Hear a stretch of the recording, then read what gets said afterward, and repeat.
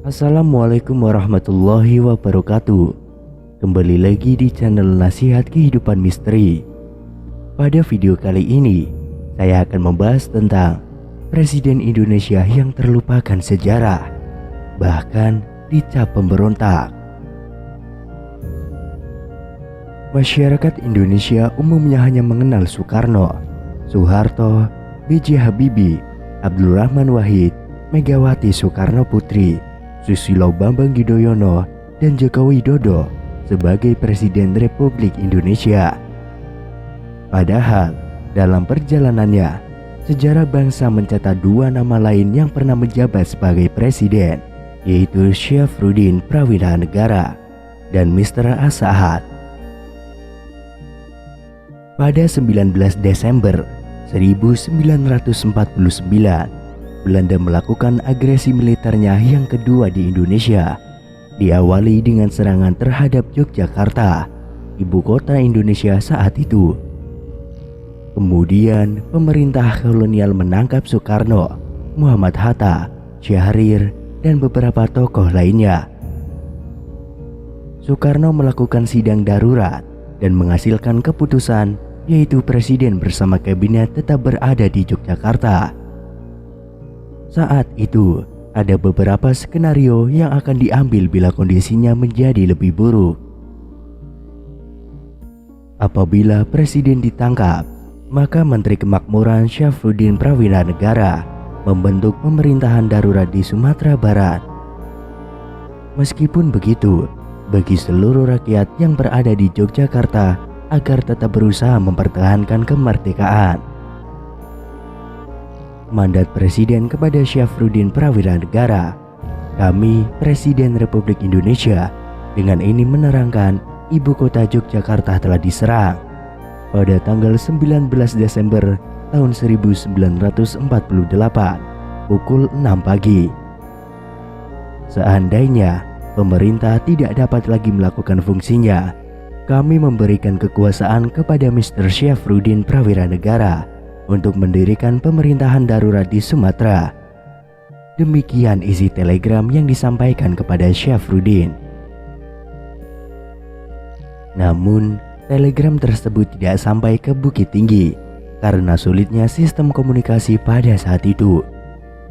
Ternyata pada saat bersamaan, ketika mendengar berita bahwa tentara Belanda telah menduduki ibu kota Yogyakarta dan menangkap sebagian besar pimpinan pemerintahan Republik Indonesia tanggal 19 Desember sore hari, Syafruddin Prawirnegara segera mengambil inisiatif yang senada. Dalam rapat di sebuah rumah dekat Ngarai Siano, Bukit Tinggi, 19 Desember 1948, ia mengusulkan pembentukan suatu pemerintahan darurat atau emergency government. Gubernur Sumatera, Mr. T.M. Hasan, menyetujui usul itu.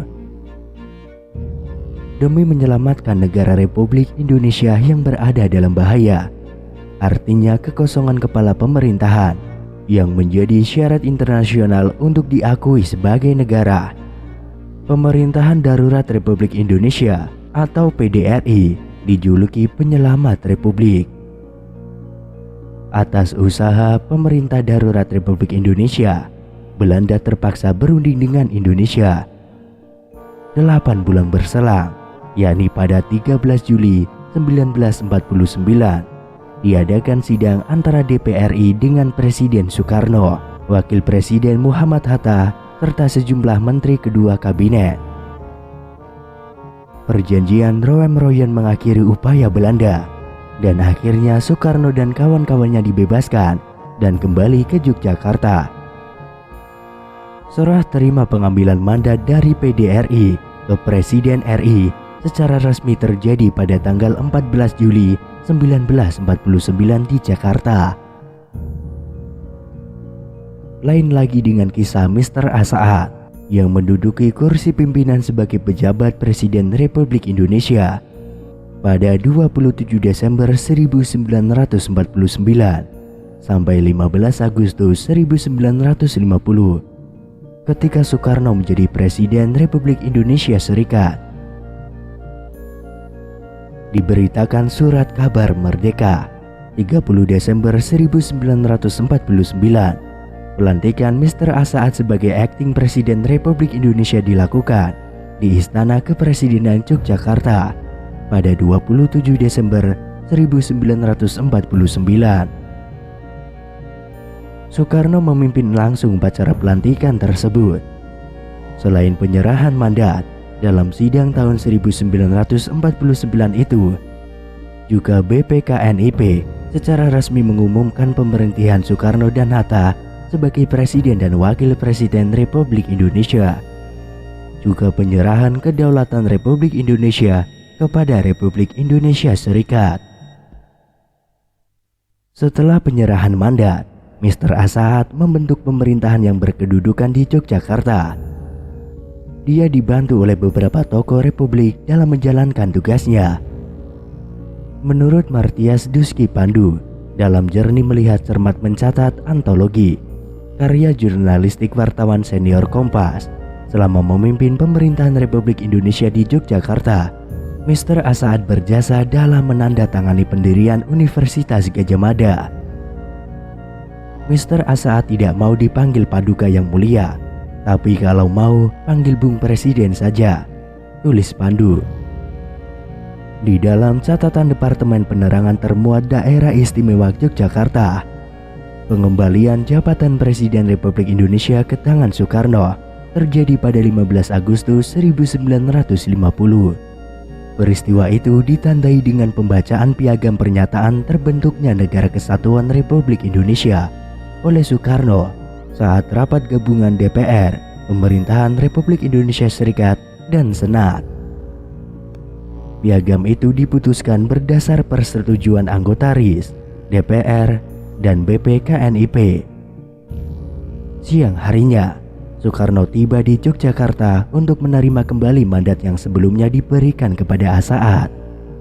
Hari itu juga, mandat presiden resmi dikembalikan dari Asaat ke tangan Soekarno. Selepas menjabat sebagai presiden sementara, ternyata roda kehidupan bisa berbalik ke hal yang tidak terduga. Hal ini yang dirasakan oleh Syafruddin Prawira Negara.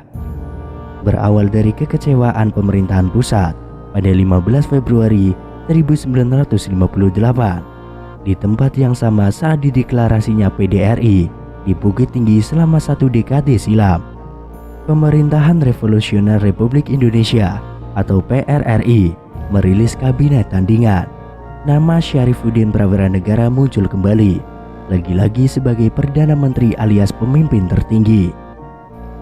PRRI yang berdiri beriringan dengan Permesta atau Perjuangan Rakyat Semesta di Indonesia Timur, saat itu menuntut otonomi daerah yang lebih luas. Syafruddin yang setelah penyerahan kedaulatan sampai menjabat sebagai Menteri Keuangan, kemudian Gubernur Bank Indonesia pertama, memegang peranan sentral dalam manuver ini. Dengan kesedihan dan kesusahan yang mendalam, kita terpaksa mengibarkan bendera menentang kepala negara kita sendiri. Kita telah bicara dan bicara, sekarang tiba saatnya untuk bertindak, seru Syafruddin Prawira Negara dalam pidatonya, seperti yang dikutip dari buku Bung Karno Menggugat.